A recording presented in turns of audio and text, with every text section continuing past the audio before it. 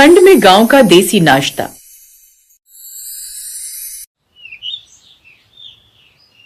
पालमपुर गांव की वो सुबह थी जब ठंड हड्डियों तक उतर आती है। कोहरा ऐसा घना कि सामने खड़ा आदमी भी धुंधला दिखाई दे। उसी गांव में एक घर था धनिया का। मुर्गे की बांग के साथ ही धनिया की नींद खुल गई।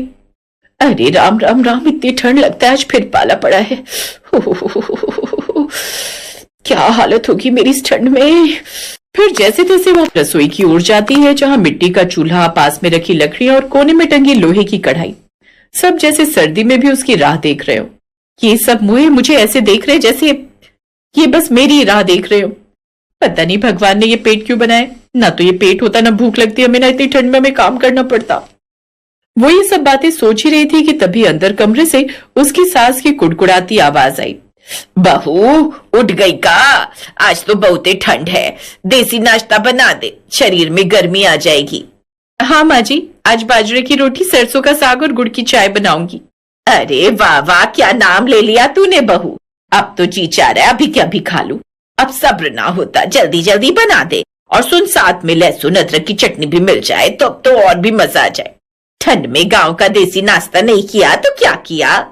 पर माँ जी, पिछले साल जब मौसी की बहू आई थी शहर से तो उन्हें तो ये सब अच्छा ना लगा था। अरे अब शहर वाले क्या जाने इसका स्वाद। उन मुंहों की जिंदगी तो मोमोज और बर्गर तक ही सीमित है। अच्छा सुन बहू, मेरे लिए तो तू 4-5 रोटी बनाइयो। हैं? अम्मा 4-5 रोटी खा लोगी क्या? अरे मारे खाने को तू नजर ना लगा समझी। एक तो वैसे ही आजकल कमजोरी होती जा रही है। ये बात सुनकर अंदर बैठी धनिया हंसने लगती है। फिर धनिया ने चूल्हे में आग सुलगाई, लकड़ी चटकने लगी, जैसे ठंड से जमी उंगलियों को गर्मी मिल रही हो। उसने बाजरे का आटा गूंथा। ठंडे पानी से आटा गूंथते हुए उसके हाथ सुन्न हो गए। दैया रे दैया, पानी इतना ठंडा है कि हाथ में तो जैसे करंट दौड़ गया। धनिया ठंड में कपकपाती हुई आटा गूंथती है। तभी उसका बेटा गुड्डू दौड़ता हुआ आया।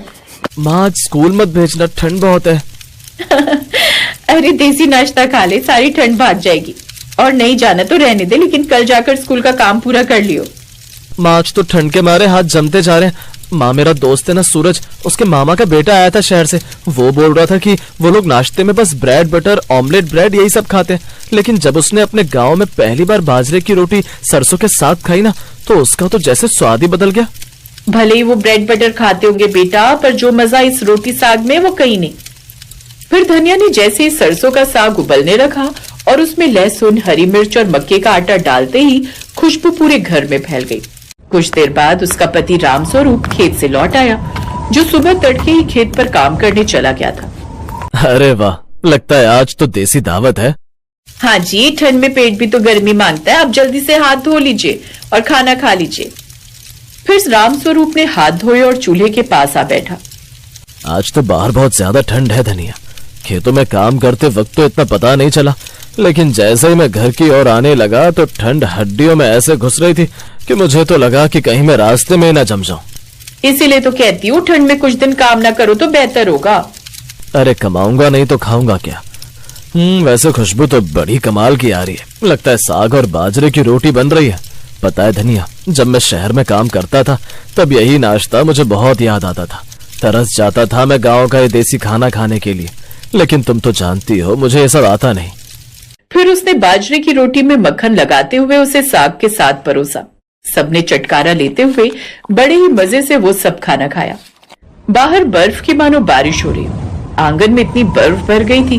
तभी पड़ोसन लता उनके घर की तरफ आने लगी। अरे भाई, घर में कोई है भी क्या? अरे लता काकी आइए ना, इतनी ठंड में किसकी हिम्मत है बाहर जाने की? कहो कैसे आना हुआ? अरे बहू, तू तो जानती है 3-4 दिन से लगातार इतना कोहरा पड़ रहा है कि मैं तो जंगल से लकड़ियां लेने भी नहीं जा पा रही। और घर में थोड़ी सी लकड़ियां ही है। लेकिन तूने तो पहले ही काफी लकड़ियां काट कर इकट्ठा कर ली थी, लेकिन मैं बुढ़िया ना कर पाई। और ठंड इतनी है कि मुझसे बर्दाश्त ना हो रही थी। और मैं जानती हूँ कि इस वक्त तेरी रसोई का चूल्हा जल रहा होगा, इसीलिए तो मैं तेरे यहाँ आ गई चूल्हे की आग सेकने। आओ ना, बैठो काकी। धनिया बहू, ये तो बड़ी खुशबू अच्छी आ रही है। आज साग बनाए क्या? हाँ काकी, ये लीजिए ना, आप भी खाइए बाजरे की रोटी और सरसों का साग। ये बात सुनकर अब तो लता के मुंह में पानी आ गया। फिर धनिया ने उसे जल्दी से खाना परोसा। लता ने 4 रोटी एक के बाद एक लगातार खा ली। वाह वाह वाह, मजा आ गया। अरे तो बहू किसकी है? हाँ हाँ जानती हूँ, तेरी ही है। पहले मेरी होती, क्योंकि पसंद तो इसे मैंने किया था अपने बेटे के लिए, लेकिन मेरा ही बेटा नालायक निकला जो इस हीरे को छोड़कर उस दूसरे गांव की नंदिनी से लव मैरिज करके ले आया। वो तो कई साल शहर में रही है, तो उसे तो गांव के नाश्ते के बारे में ज्यादा कुछ पता भी नहीं। जब देखो तब वो क्या कहते हैं, पराठे या पोहा बना देगी कहती है, और कुछ मुझे आता ही नहीं। कमबख्त ने पेट में ये सब जमा दिया है, इसीलिए जब भी बहू ये देसी नाश्ता बनाती है ना, तो मैं जानबूझकर यहाँ चली आती हूँ। तो पड़ोसन दादी, इसका मतलब आपने झूठ कहा कि आप आग सेकने आई हैं? ये सुनकर सब हंसने लगते हैं। कुछ देर बाद लता अपने घर चली जाती है। सुनिए जी, मैं पानी लेकर आती हूँ। हाँ, लेकिन संभल कर जाना, आज बर्फबारी काफी है। अब चिंता मत करिए, मैं बस यूं गई और यूं आई। ऐसा कहकर धनिया मटका ले चली जाती है। कड़कड़ाती ठंड में आसमान में पड़ी बर्फ ऐसी लग रही थी मानो कोई उनके चेहरे पर तमाचे मार रहा हो। घाट पर जैसे ही पानी भरकर वो घर लौट रही थी, तभी पहाड़ी के रास्ते से उसका पैर फिसल गया और मटके समेत वो नीचे नदी में गिर गई। इधर जब वो काफी देर तक घर नहीं लौटी तो रामस्वरूप को उसकी चिंता सताने लगी और वो उसे ढूंढते हुए उस ओर चला गया। उसने उसे हर जगह देखा, लेकिन वो उसे कहीं नहीं मिली। तभी गांव के किसी आदमी ने बताया कि उन्होंने उसे उस पहाड़ी से गिरते हुए देखा था। अब सबने उसे मरा हुआ समझ लिया। ऐसे ही 1 साल बीत गया। रामस्वरूप ने अब मुखिया के खेतों का काम छोड़कर एक फैक्ट्री में मजदूरी शुरू कर दी थी। एक शाम, बाबा आप आ गए। मैंने जो आपसे किताब मंगवाई थी, आप लाया नहीं? हाँ लाया हूँ बेटा, तू कुछ मंगवाया और मैं ना लाऊं, ऐसा कैसे हो सकता है? बेटा हाथ मुंह धोकर आजा, मैं खाना लगा देती हूँ। कुछ देर बाद वो सभी खाना खाने बैठे। आज गोभी की सब्जी बनाई है। सच कहूं तो आज बाजरे की रोटी, साग और लहसुन की चटनी के साथ खाने का बड़ा मन कर रहा था, लेकिन अपनी बहू के हाथों का। आज अगर मेरी बहू होती तो। भगवान ने बड़ा अन्याय किया हमारे साथ। मेरे जाने की उम्र में उसे ले गया। जो हमारे नसीब में लिखा था उसे कौन ही टाल सकता है माँ। बेटा एक बार गुड्डू की तरफ देख, मेरी मान तो इसके लिए दूसरी माँ ले आ, तू दूसरी शादी कर ले। नहीं माँ, ये नहीं हो सकता। मैं अब किसी और को जीवन साथी नहीं बना सकता। रामस्वरूप खाना खाकर उठ जाता है। ऐसे ही कुछ दिन बीत जाते हैं। एक रोज फैक्ट्री में उसका दोस्त श्याम खाने का टिफिन खोलता है। आजा भाई, साथ में नाश्ता करते हैं। आजा, घर में वक्त ही नहीं मिला, इसीलिए साथ ही ले आया। नहीं नहीं, तू खा दोस्त। अरे आजा, क्यों शर्माता है? वो खुशबू कुछ जानी पहचानी थी। वो खुद को रोक नहीं पाया। उसने जैसे सरसों का साग, लहसुन की चटनी और बाजरे की रोटी खाई तो हैरान रह गया। उसमें वही स्वाद था जो उसकी पत्नी के हाथों में था। ये नाश्ता किसने बनाया श्याम?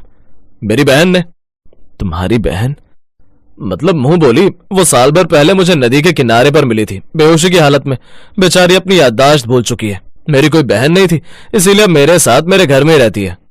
ये सुनकर रामस्वरूप हैरान रह गया। फिर उसने अपने बटुए से अपनी पत्नी की फोटो निकाली। क्या यही है वो? हाँ, ये तो मेरी बहन है, लेकिन इसकी फोटो तेरे पास? क्योंकि ये मेरी पत्नी है। फिर रामस्वरूप ने उसे सारी बात बताई। श्याम उसे अपने साथ घर लेकर गया तो अपने पति को देखकर धनिया को भी सब याद आ गया और अब वो अपने पति के साथ घर लौट आई। पिछले साल की सर्दियों ने उन्हें जुदा कर दिया था, लेकिन इन सर्दियों ने उन्हें मिलवा दिया। अब वो अपने परिवार के पास लौटकर फिर से बड़ी खुश थी। कभी कभी श्याम भी अपनी बहन से मिलने आता रहता। ठंड में गांव का देसी नाश्ता सिर्फ पेट नहीं भरता, वो यादें भरता है, रिश्ते जोड़ता है और सिखाता है कि सादगी में ही असली गर्माहट होती है।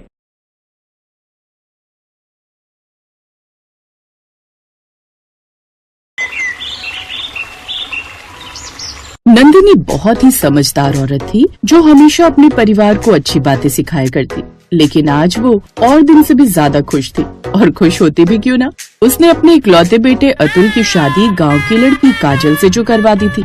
अब काजल शादी करके शहर अपने ससुराल आ जाती है और अपना बड़ा सा मॉडर्न घर देखकर खुश हो जाती है। हाय दैया, इतना बड़ा घर! ये घर कम गांव के किसी जमींदार की हवेली ज्यादा लग रही है।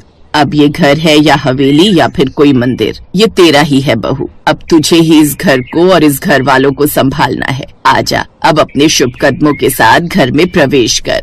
काजल अब अपनी सास की बात सुनकर खुश हो जाती है और उसके बाद अपने ससुराल में गृह प्रवेश करती है। उसके ससुराल में बहुत सारी आधुनिक चीज रखी हुई थी। काजल अपने घर आकर बहुत ज्यादा खुश थी, लेकिन उसकी खुशी मायूसी में बदल जाती है तब जब वो अगले दिन जाकर अपनी रसोई देखती है। वो देखती है कि वहाँ पर तरह तरह की मशीन रखी हुई थी। ये देखकर वो परेशान हो जाती है और कहती है, हाय राम जी, ये सब क्या है? यहाँ पर तो कई तरह की मशीन रखी है और आधे से ज्यादा मशीन का इस्तेमाल करना तो मुझे आता ही नहीं है। तभी वहाँ पर पायल छनकाती हुई उसकी सास नंदिनी आती है और कहती है, क्या बात है बहू, अभी अभी तू इस घर में आई है और अभी से तेरे चेहरे की रंगत उड़ गई। कोई तुझे देखेगा तो कहेगा कि तेरी सास और तेरे ससुराल वाले तुझे परेशान करते हैं। अब बता, इतनी उदास क्यों है? आप ही बताइए ना माँ जी, मैं क्या करूँ? यहाँ पर कितनी सारी मशीन रखी हुई है, हर काम को करने के लिए अलग मशीन है और मैं गांव से आई हूँ, मुझे ये सब इस्तेमाल करने ही नहीं आते, फिर मैं क्या करूँ? काजल बहू, मुझे चाय पीने की आदत है। सबसे पहले तो तू मुझे चाय पिला दे, और दूसरी बात, अभी सुबह के 7 बजे है, हमारे घर वाले 10 बजे नाश्ता करते हैं। 3 घंटे में अपने हिसाब से इस रसोई को सजा दे, क्योंकि अब तो ये रसोई तुझे ही संभालनी है। तुझे जैसे इस रसोई को बनाना है तू बना सकती है। काजल ये बात सुनकर खुश हो जाती है, अपनी सास नंदिनी को चाय बनाकर पिलाती है। चाय पीकर नंदिनी अपने कमरे में चली जाती है तो वहीं काजल कहती है, अब हुई ना बात, हम इस रसोई को ऐसे बना देंगे कि ऐसा लगेगा कि शहरी घर के अंदर गांव की रसोई है। काजल ये बोलकर बाहर से मिट्टी उठाकर लाती है और उसके बाद रसोई के अंदर ही एक मिट्टी का चूल्हा बनाकर तैयार कर देती है। वो आधे से ज्यादा बर्तन नीचे जमीन पर सजा देती है और फिर थोड़ी देर में खाना बनाना शुरू करती है। रसोई से तेज धुआं उठने लगता है। तभी उसका ससुर रसोई में जाता है और कहता है, अरे भागो भागो, रसोई में आग लग गई है, इतना धुआं उठ रहा है, अरे भागो जल्दी।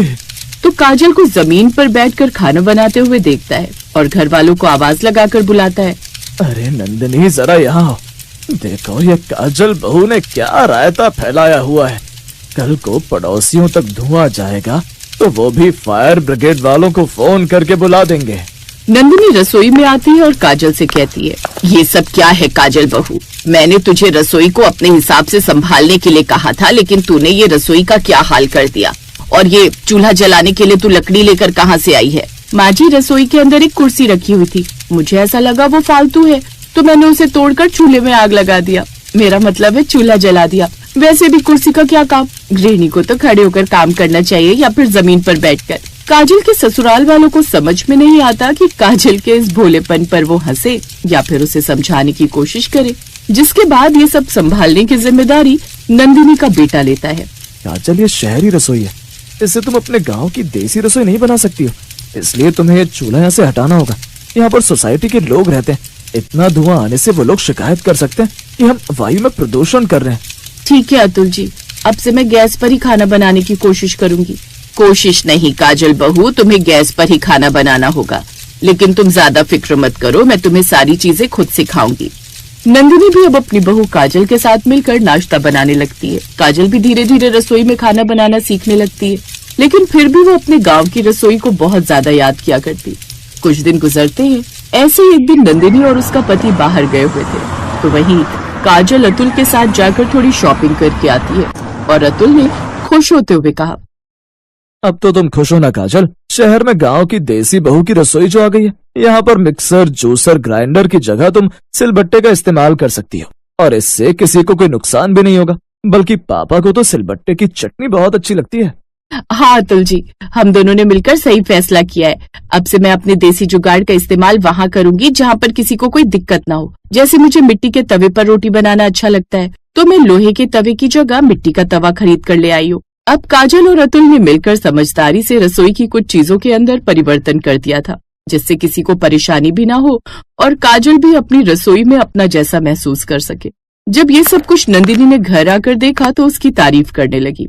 माँ जी, अब आपको इस रसोई में हुए थोड़ी बहुत बदलाव से कोई परेशानी तो नहीं है ना? अगर आपको कोई भी परेशानी हो तो आप हमें बता सकती हैं। आप हमारी सास नहीं, हमारी माँ जैसी हैं। नहीं बहू, मुझे अब कोई परेशानी नहीं है। बल्कि बहू, तूने तो मेरा दिल जीत लिया है। तू बहुत समझदार है। तूने इस रसोई को आधुनिक और देसी दोनों तरह की रसोई में परिवर्तित करके रख दिया है। अब मुझे ऐसा लग रहा है जैसे मैंने शहर के अंदर एक छोटा सा गांव का घर बसाया हुआ है। बहुत अच्छा किया तुम। हाँ काजल बेटा, मेरा आशीर्वाद अब हमेशा तुम्हारे साथ है। मुझे तो सिलबट्टे वाली चटनी बहुत पसंद है, लेकिन तुम्हारी सास को वो बनाने में बहुत आलस आता है। अब तो मैं तुमसे रोज सिलबट्टे पर चटनी पिसवाया करूंगा और कोई बहाना नहीं चलेगा, ठीक है ना? आप बिल्कुल भी फिक्र मत कीजिए ससुर जी, मैंने अपनी मिट्टी का चूल्हा उठाकर छत पर रख दिया है। हम कभी कभी छत पर बैठकर भी देसी खाना बना सकते हैं, उससे किसी को धुआं भी नहीं जाएगा और परेशानी भी नहीं होगी। वैसे भी जब लोग डिजायर करते हैं तभी तो धुआं होता है। अरे पागल लड़की, वो बोनफायर होता है, डिजायर नहीं। वैसे हाँ, तुम ठीक कह रही हो, कभी कभी हमारा सारा परिवार साथ में बैठकर छत पर खाना बना और खा सकता है। इससे किसी को परेशानी भी नहीं होगी और हमें ऐसा लगेगा कि जैसे हम छत पर पिकनिक मनाने के लिए आए हैं। जी आप समझ गए ना, ऐसा ही समझदार पति चाहिए था हमको। काजल की इस भोली सी बात को सुनकर उसके ससुराल वाले जोर जोर से हंसने लगते हैं और इस तरह गांव की देसी बहू अपनी देसी रसोई में छोटे छोटे बदलाव करती रहती है और अपने शहरी ससुराल में एडजस्ट करके खुशी खुशी रहने लगती है।